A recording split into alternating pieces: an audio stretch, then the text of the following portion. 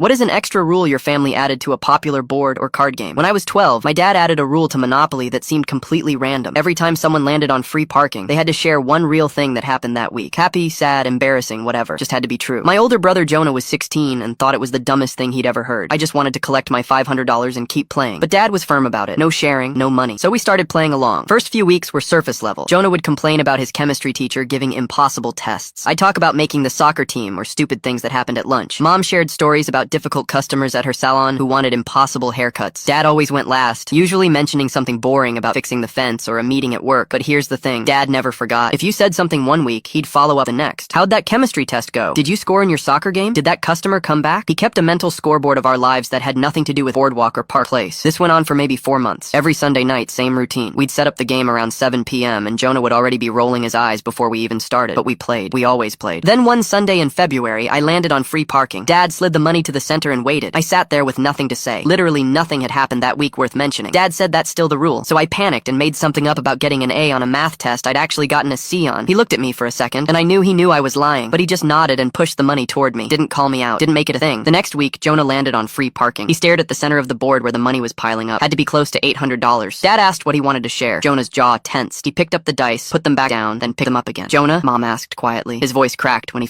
Click the link in my profile to watch the exciting follow-up.